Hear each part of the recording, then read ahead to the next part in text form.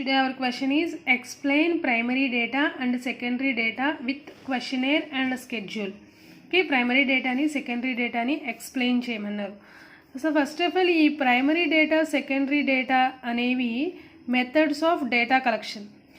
డేటాని కలెక్ట్ చేయడానికి మనకి యూజ్ అయ్యే methods primary data secondary data. So అందుకని మనం కాన్సెప్ట్ని డేటా కలెక్షన్ దగ్గర నుంచి స్టార్ట్ చేయాలి. Okay, first data collection. What is data collection? First point, statistical investigation is based on systematic collection of data. Okay, statistical investigation అనేది ఒక systematic collection of data మీద base అయి ఉంటుంది. ఓకే, ఒక investigation చేయాలి అంటే మనం డేటాని ఒక సిస్టమాటిక్గా కలెక్ట్ చేసిన డేటా మీద ఆ స్టాటిస్టికల్ ఇన్వెస్టిగేషన్ అనేది బేస్ అయి ఉంటుంది. Second point, the systematic, planned and meaningful way of collecting information is known as collection of data. Data అంటే ఏంటి? మనకి ఇన్ఫర్మేషన్. ఆ ఇన్ఫర్మేషన్ కలెక్ట్ చేయడము అనేది ఒక సిస్టమాటిక్గా మీనింగ్ఫుల్గా చేస్తే దాన్నే మనం కలెక్షన్ ఆఫ్ డేటా అంటాం. ఓకేనా, ఇన్ఫర్మేషన్ అనేది ఒక సిస్టమాటిక్ వేలో మీనింగ్ఫుల్ వేలో కలెక్ట్ చేయడాన్నే మనం కలెక్షన్ ఆఫ్ డేటా అంటాం. Okay, next third point, the methods of collection of data depends on various aspects such as objective, scope and nature of the problems under study. So ఈ collection అనేది data collection అనేది దేని మీద depend అవుతుంది అంటే మనం ఏదైతే ప్రాబ్లం ఉందో మన ప్రాబ్లం ఏదైతే ఉందో దానికి సంబంధించిన ఆబ్జెక్టివ్స్, స్కోప్ అండ్ నేచర్ని బేస్ చేసుకుని మనం డేటా కలెక్షన్ అనేది చేయాలి. ఓకేనా, సో ఆ main 3 points. Next, data can be collected from 2 main sources. So ఆ మెయిన్ సోర్సెస్ ఏంటి? మనకి primary data, secondary data. Primary data refers to the first hand data gathered by the researcher himself. Okay, ఏంటి ఈ meaning అంటే primary data అనేది ఒక first hand information refer చేస్తుంది. ఆ డేటా కూడా ఎవరి చేత గ్యాదర్ చేయబడుతుంది అంటే రీసెర్చర్ హిమ్సెల్ఫ్. అంటే రీసెర్చర్ తనకు తానుగా కలెక్ట్ చేసుకునే ఇన్ఫర్మేషన్నే ప్రైమరీ డేటా అంటాం. Okay, next, the source from which primary data are collected is called primary source. ఈ ప్రైమరీ డేటాని కలెక్ట్ చేసుకోవడానికి మనం యూజ్ చేసే సోర్స్ని ప్రైమరీ సోర్స్ అంటాం. ఓకే, ఏ ప్రైమరీ సోర్స్ నుండి మనం డేటాని కలెక్ట్ చేసుకుంటున్నామో ఆ సోర్స్ని మనం ప్రైమరీ సోర్స్ అంటాం. Primary data is collected by field workers, investigators and enumerators. ఈ డేటా అనేది ప్రైమరీ డేటా అనేది ఎవరు కలెక్ట్ చేస్తారు అంటే field workers, investigators and enumerators అనేవాళ్ళు ఈ ప్రైమరీ డేటాని కలెక్ట్ చేస్తారు. Okay, in India the source of primary data are the census of India published by the government. the ఇండియాలో the source of primary data ఏంటి? Census. Okay, census అనేది అందరికీ తెలిసిందే కదా. ఎవరికి ఇండివిజువల్గా అందరూ కూడా వచ్చి డైరెక్ట్గా ఇన్ఫర్మేషన్ని కలెక్ట్ చేసుకుంటారు. Okay, the primary data may be collected by any one of the methods. ఆ ప్రైమరీ డేటాని కలెక్ట్ చేసుకోవడానికి మనకి మెథడ్స్. ఓకే, ప్రైమరీ డేటాలో మీరు మెయిన్ గుర్తుపెట్టుకోవాల్సింది ఫస్ట్ హ్యాండ్ ఇన్ఫర్మేషన్ ఏదైతే ఉందో దాన్ని మనము ప్రైమరీ డేటా అంటాము. ఆ ప్రైమరీ డేటా అనేది రీసెర్చర్ ఎవరైతే ఉన్నారో వాళ్ళు తమంతట తాముగా డేటాని కలెక్ట్ చేసుకుంటారు. ఏ సోర్సెస్ నుండి అయితే మనం ప్రైమరీ డేటాని కలెక్ట్ చేసుకుంటామో ఆ సోర్సెస్ని మనం ప్రైమరీ సోర్సెస్ అంటాము. నెక్స్ట్, ప్రైమరీ డేటా అనేది ఫీల్డ్ వర్కర్ చేత, ఇన్వెస్టిగేటర్స్ లేదా ఎన్యూమరేటర్స్ అనే వాళ్ళ చేత మనకి కలెక్ట్ చేస్తాము. ఇండియాలో main sources primary data sources ఏంటంటే సెన్సస్. నెక్స్ట్, ప్రైమరీ డేటాని కలెక్ట్ చేయడానికి ఎనీ వన్ ఆఫ్ ది మెథడ్ని యూజ్ చేసుకుంటాము. ఆ మెథడ్స్ ఏంటంటే direct personal interview, indirect personal interview, mailed questionnaire method, information from local agents and correspondents, schedules sent through enumerators. ఈ 5 methods use చేసుకుని మనం primary డేటాని కలెక్ట్ చేసుకుంటాము.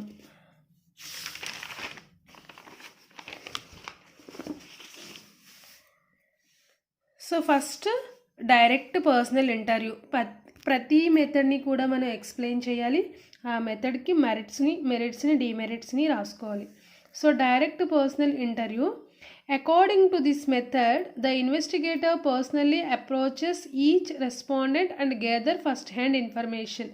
ఈ మెథడ్ ఏం చెప్తుంది అంటే ఇన్వెస్టిగేటర్ అనేది పర్సనల్గా అప్రోచ్ అయ్యి, అంటే ప్రతి రెస్పాండెంట్ని కూడా అప్రోచ్ అయ్యి ఫస్ట్ హ్యాండ్ ఇన్ఫర్మేషన్ని గ్యాదర్ చేయడాన్ని డైరెక్ట్ పర్సనల్ ఇంటర్వ్యూ అంటాము. The reliability of data depends upon the training and attitude of the investigator. ఈ మెథడ్ మనం రిలయబిలిటీగా చెప్పాలి అంటే కనుక ఆ రిలయబిలిటీ అనేది దేని మీద డిపెండ్స్ అవుతుంది అంటే training and attitude of the investigator A survey చేసినా ముందు అతను ట్రైనింగ్ అయి ఉండాలి అండ్ యాటిట్యూడ్. ఆ రెండిటి మీద అంటే ఒక ఇన్వెస్టిగేటర్ యొక్క ట్రైనింగ్ మీద అండ్ అతని యొక్క యాటిట్యూడ్ మీద ఆ డేటా యొక్క రిలయబిలిటీ అనేది డిపెండ్స్ అవుతుంది. ఓకే, ఈ మెథడ్లో మనకి మెరిట్స్ ఏంటంటే in this method the data obtained in original, accurate and exact. ఎప్పుడైతే మనం డైరెక్ట్గా ఇంటర్వ్యూ చేస్తామో ఆ డేటా అనేది ఎలా అప్టైన్డ్ అవుతుందంటే ఒరిజినల్గా ఉంటుంది అండ్ యాక్యురేట్ అండ్ ఎగ్జాక్ట్గా ఉంటుంది. ఓకే, డైరెక్ట్ ఇన్ఫర్మేషన్ కదా అందుకు. So next, this method leads to obtain more reliable information since investigator can clear the doubts and misunderstandings of the respondents. ఈ మెథడ్ ద్వారా మనం ఏదైతే కలెక్ట్ చేస్తామో ఇన్ఫర్మేషన్ అనేది మోర్ రిలయబుల్గా ఉంటుంది. ఎందుకు అంత మోర్ రిలయబుల్గా ఉంటుంది అంటే investigator can clear the doubts and misunderstanding of the respondents. డైరెక్ట్గా అప్రోచ్ అవుతాం కాబట్టి ఆ ఇన్వెస్టిగేటర్ అనేవాళ్ళు ఆ రెస్పాండెంట్స్కి వచ్చే డౌట్స్ని, మిస్అండర్స్టాండింగ్స్ని క్లారిఫై చేయడం వల్ల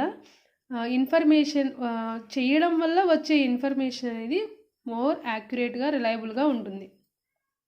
next, supplementary information can also be collected about the respondents personal characteristics and environment. Supplementary information అంటే ఎడిషనల్ ఇన్ఫర్మేషన్ కూడా మనం కలెక్ట్ చేయవచ్చు. ఓకే, ఎప్పుడైతే మనం రెస్పాండెంట్స్ని పర్సనల్గా కలుస్తామో దానివల్ల ఏంటంటే మనకి ఎడిషనల్ ఇన్ఫర్మేషన్ అనేది కూడా మనం కలెక్ట్ చేయొచ్చు. So these are the merits of the direct interview method. Next, demerits for direct interview method. If the number of respondents are very large, then the method is not suitable. ఎప్పుడైతే మన respondents అనేవాళ్ళు లార్జ్లో ఉంటారో, అంటే ఎక్కువ మంది ఉంటారో respondents అనేవాళ్ళు, అప్పుడు ఈ మెథడ్ అనేది నాట్ సూటబుల్. ఓకే, తక్కువగా ఉంటే కనుక, శాంపుల్ సైజ్ అనేది తక్కువగా ఉంటే మనం ఇన్వెస్టిగేషన్ చేయొచ్చు, కానీ లార్జ్ ఉన్నప్పుడు మనం చేయలేము. ఎందుకంటే ఎక్కువ మందిని పర్సనల్గా ఇంటర్వ్యూ చేయడం అనేది impossible. The method is costly and time consuming. Method అనేది చాలా కాస్ట్లీ, ఎందుకంటే ఇన్వెస్టిగేటర్ని మనం ట్రైన్ చేయాలి అండ్ నెక్స్ట్ వాళ్ళు ప్రతి రెస్పాండెంట్ దగ్గరికి వెళ్ళి ఇన్ఫర్మేషన్ని గ్యాదర్ చేయాలి. So cost and time consuming అవుతుంది. Next, skilled investigators are required to collect the data. Main survey చేస్తున్నప్పుడు వాళ్ళకి ఆ సర్వే మీద ఒక అవగాహన ఉండాలి, లేకపోతే మనం ఆ ఇన్ఫర్మేషన్ అనేది ఇన్వెస్టిగేటర్ కలెక్ట్ చేసుకోలేరు. సో అందుకని skilled investigator are required to collect the data. The success of the survey depends on personal qualities of investigator. Success అనేది దేని మీద డిపెండ్ అవుతుందంటే personal qualities of investigator. Main ఇన్వెస్టిగేటర్ని పర్సనల్ క్వాలిటీస్ మీద కూడా ఈ సర్వే డిపెండ్ అవుతుంది. అది ఒక మెయిన్ డీమెరిట్. ఓకే, సో ఎప్పుడు కూడా ఇన్వెస్టిగేటర్ క్వాలిటీస్ మీద మనకి సర్వే డిపెండ్ అవ్వకూడదు. Okay, these are the demerits for the direct interview method. Next source, indirect personal interview. అది డైరెక్ట్ పర్సనల్ అంటే ఏంటి, మనం డైరెక్ట్గా అప్రోచ్ అవుతాము. ఇండైరెక్ట్ పర్సనల్ ఇంటర్వ్యూ అంటే ఏంటో చూద్దాం. This method is used when the respondents are reluctant to provide information directly. ఎప్పుడైతే ఒక రెస్పాండెంట్ అనేవారు రిలక్టెంట్గా ఉంటారో, అంటే మనకి అన్అవైలబిలిటీగా ఉన్నప్పుడు ఇన్ఫర్మేషన్ని ప్రొవైడ్ చేయడానికి ఒక రెస్పాండెంట్ అనేవారు రిలక్టెంట్ అంటే ఏంటి, మనకి ఇన్ఫర్మేషన్ ఇవ్వలేని పరిస్థితుల్లో ఓకే రిలక్టెంట్గా ఉంటారో అప్పుడు మనం ఈ మెథడ్ని యూజ్ చేస్తాము. When the field of investigation is very large, the information about a large number of respondents can be obtained indirectly from one person who may lead the community or head of the organization. ఎప్పుడైతే field of investigation అనేది large ఉంటుందో okay ఎప్పుడైతే the field of investigation is very large, field of investigation అనేది లార్జ్గా ఉంటుందో, the information about a large number of respondents can be obtained indirectly. అప్పుడు ఆ information ఆ large number of respondents ఆ ఎక్కువ మంది రెస్పాండెంట్స్ యొక్క ఇన్ఫర్మేషన్ని మనం ఇండైరెక్ట్గా అబ్టైన్ చేయవచ్చు. ఎలా అబ్టైన్ చేయవచ్చు? From one person who may lead the community, ఎవరైతే ఆ కమ్యూనిటీని లీడ్ చేస్తున్నారో వాళ్ళ ద్వారా, లేదా హెడ్ ఆఫ్ ది ఆర్గనైజేషన్, ఆ ఆర్గనైజేషన్ యొక్క హెడ్ ఎవరైతే ఉన్నారో వాళ్ళ ద్వారా ఓకేనా, వాళ్ళ ద్వారా మిగిలిన ఈ లార్జ్ నెంబర్ ఆఫ్ రెస్పాండెంట్స్ యొక్క ఇన్ఫర్మేషన్ని గ్యాదర్ చేయొచ్చు. దీన్ని మనం ఇండైరెక్ట్ పర్సనల్ ఇంటర్వ్యూ అంటాం. ఓకేనా, మీరు ఈ పాయింట్ని రివర్స్ నుంచి చదువుకోవాలి. Who may lead the community or head of the organisation, ఎవరైతే కమ్యూనిటీ హెడ్ లేదా హెడ్ ఆఫ్ ది ఆర్గనైజేషన్ ఉన్నారో వాళ్ళ ద్వారా ఈ లార్జ్ నెంబర్ ఆఫ్ రెస్పాండెంట్ యొక్క ఇన్ఫర్మేషన్ని ఇండైరెక్ట్గా కలెక్ట్ చేయడాన్ని ఇండైరెక్ట్ పర్సనల్ ఇంటర్వ్యూ అంటాం.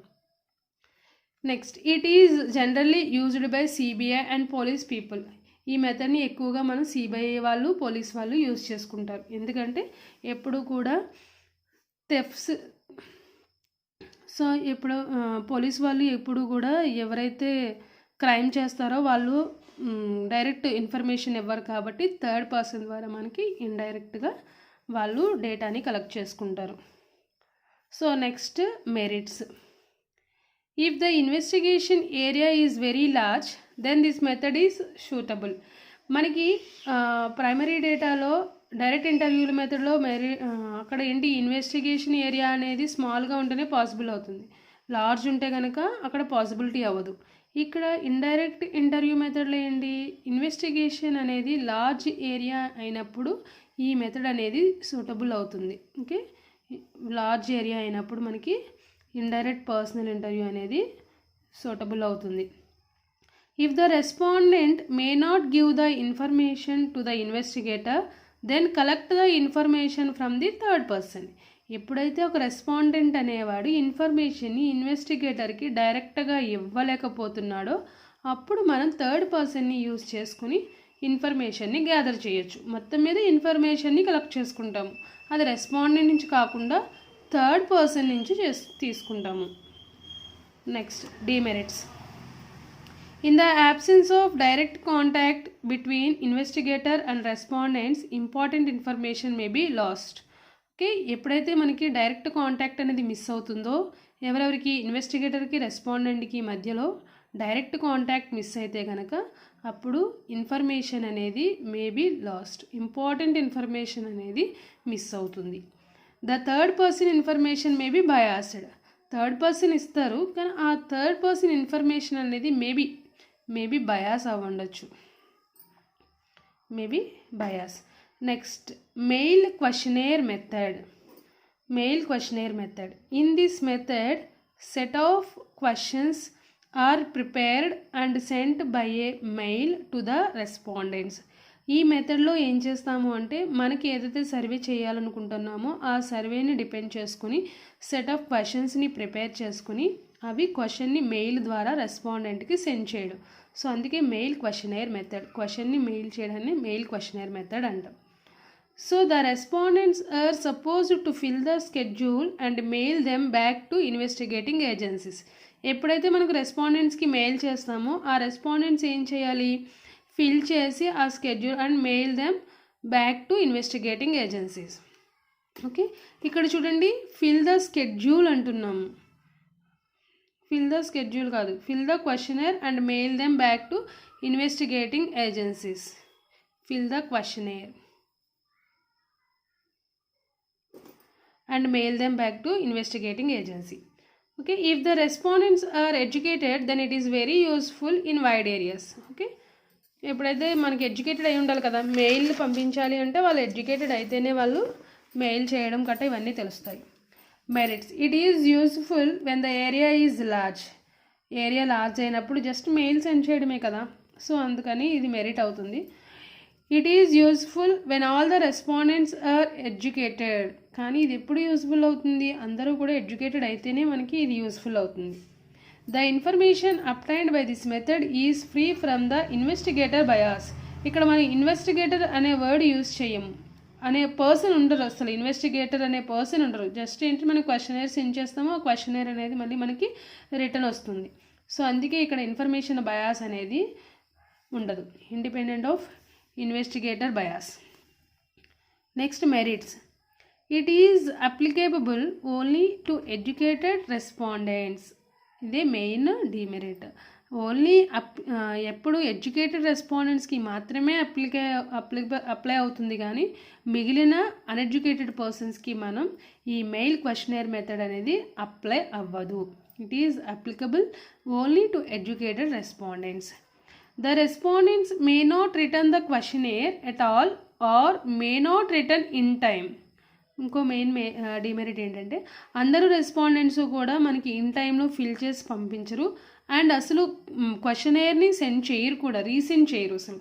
సో అదే demerit. The respondents may not return the questionnaire at all or may not return in time. So that is the demerit of the mail questionnaire method. Okay, next method, schedules sent through enumerators. Under this method, the trained enumerators personally contact the respondents, ask questions and record the replies to questions contained in the schedule. Schedule questionnaire is also a list of questions. Okay, questionnaire అయినా schedules అయినా రెండు కూడా list of క్వశ్చన్సే. అయితే what is the difference between them అంటే కనుక, questionnaire is filled by the respondents, schedules filled by the enumerators. questionnaire అనేది ఏంటంటే రెస్పాండెంట్స్ ద్వారా ఫిల్ చేయబడుతుంది. స్కెడ్యూల్ అనేది ఏంటంటే ఎన్యూమరేటర్తో ఫిల్ చేయబడుతుంది. So under this method the trained enumerators personally contact the respondents. ఇక్కడ మళ్ళీ ఒక వర్డ్ చూడాలి, ట్రైన్డ్ ఎన్యూమరేటర్స్ అంటే మనం చేసే సర్వే మీద వాళ్ళకి ట్రైనింగ్ ఇవ్వాలి. ఆ ట్రైనింగ్ ఇచ్చిన ఎన్యూమరేటర్స్ని మనం డైరెక్ట్గా రెస్పాండెంట్స్కి కాంటాక్ట్ అయ్యి వాళ్ళకి క్వశ్చన్స్ చెప్తారు, ask questions and record the replies. ఎప్పుడు వాళ్ళ క్వశ్చన్స్ అడిగిన తర్వాత రెస్పాండెంట్స్ ఇచ్చే ఆన్సర్స్ని రికార్డ్ చేసుకుంటారు, కంటైన్డ్ ఇన్ ద స్కెడ్యూల్ని బేస్ చేసుకుని స్కెడ్యూల్లో ఉన్న క్వశ్చన్స్ అన్నీ కూడా వాళ్ళు ఫిల్ చేసుకుంటారు. So this is the schedule. Merits, it can be used even where the informants are illiterate. Mail questionnaire method ఏమో ఓన్లీ లిటరేట్ పీపుల్కే యూజ్ అవుతుంది. ఈ స్కెడ్యూల్ అనే మెథడ్ ఏంటంటే ఇల్లిటరేట్ పీపుల్కి కూడా యూజ్ అవుతుంది. It can be used where the field of enquiry is wide. Field of enquiry is wide. The chances of response are more. Response అయ్యే chance కూడా ఎక్కువగా ఉంటుంది. The information is more reliable and accurate. Okay, information అనేది more యాక్యురేట్గా ఉంటుంది, రిలయబుల్గా ఉంటుంది. Demerit, one and only one demerit, it is costly and time consuming. Okay, ఇలా మనం ఎన్యూమరేటర్ని ట్రైన్ చేయడం, పర్సనల్ అందరికీ పంపించడం, యాజ్ ఇట్ ఈజ్ మనకి డైరెక్ట్ ఇంటర్వ్యూ మెథడ్ లాగే ఉంటుంది. It is costly and time consuming. Okay, these are the primary data methods. Next method, secondary data. What is secondary data? The data has been collected by others and not by the investigator himself is called secondary data. ఇన్వెస్టిగేటర్తో కాకుండా మిగిలిన వాళ్ళ ద్వారా by others, మిగిలిన వాళ్ళ ద్వారా ఇన్ఫర్మేషన్ని collect చేయడాన్ని మనం సెకండరీ డేటా అంటాం. అంటే ఇక్కడ ఇన్వెస్టిగేటర్ అనేవాళ్ళు డైరెక్ట్గా ఇన్ఫర్మేషన్ని కలెక్ట్ చేయరు, ఆల్రెడీ రికార్డ్ చేసిన డేటాని యూజ్ చేసుకుంటే దాన్ని సెకండరీ డేటా అంటాం. The data has been collected by others and not by the investigator himself is called secondary data. There are 2 important sources of collecting the secondary data. Secondary డేటాకి sources, important sources 2 important sources ఉన్నాయంట. So ఆ 2 important sources ఏంటంటే published sources, unpublished sources. Published sources and unpublished sources. Published sources,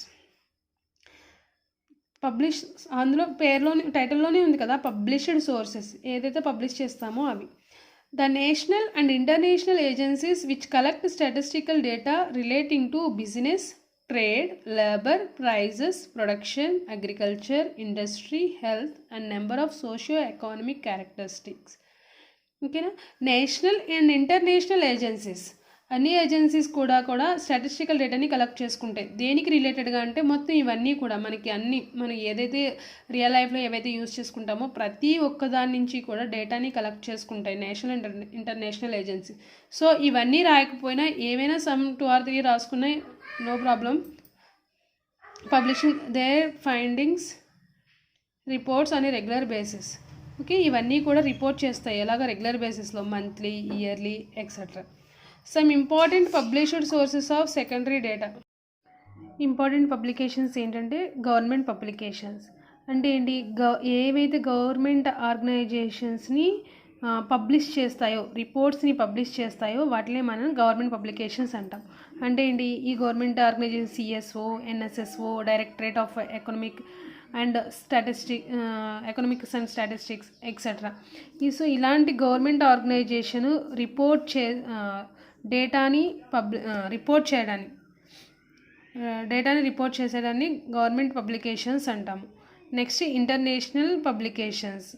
okay, international publications ఏమైనా international agencies, UNO, world bank, ఇవన్నీ కూడా ఏవైతే రిపోర్ట్స్ని publish చేస్తాయో అన్నిటినీ కూడా ఇంటర్నేషనల్ పబ్లికేషన్స్ అంటాం. Semi official publications, local agencies, various local agencies, district boards, municipal corporations, banking organisations, ఇలాంటి ఆర్గనైజేషన్ పబ్లిష్ చేసే రిపోర్ట్స్ని సెమీ అఫీషియల్ పబ్లికేషన్స్ అంటాము. అలాగే private publications, Indian statistical institute, ISI, CSIR, central statistical investigation research, ICAR,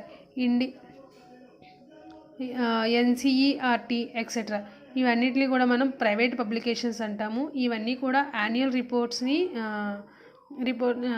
reports of private banks, newspapers, organisations etcetera. ఇవన్నీ కూడా మనకి publish చేసే రిపోర్ట్స్ని ప్రైవేట్ పబ్లికేషన్స్ అంటాం. సో ఇలాగ మనకి సోర్సెస్ ఏంటి, secondary data sources, published sources, government publications, international publications, semi official publications, private publications. Okay, secondary డేటాకి మనం కొన్ని ప్రికాషన్స్ తీసుకోవాలి. Precautions for using secondary data. Secondary డేటాని యూజ్ చేసుకోవాలి అంటే ప్రికాషన్స్ తీసుకోవాలి. ఆ ప్రికాషన్స్ ఏంటో చూద్దాం. The organisations must check whether the data is reliable and suitable for the statistical survey.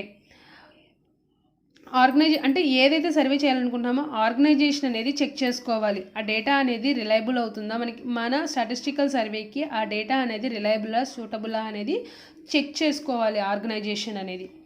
Next, the investigating team should check whether the data is sufficient for present investigation. Present ఇన్వెస్టిగేషన్కి ఆ data అనేది సఫిషియంటా కాదా అని కూడా check చేసుకోవాలి. ఓకేనా, సూటబులా కాదా అని చెక్ చేసుకోవాలి, అలాగే సఫిషియంట్ అవునా కాదా అని చెక్ చేసుకోవాలి. చెక్ చేసుకోకుండా సెకండరీ డేటాని మనం యూజ్ చేసుకోకూడదు. Okay, these are the precautions for using secondary data. ఓకేనా.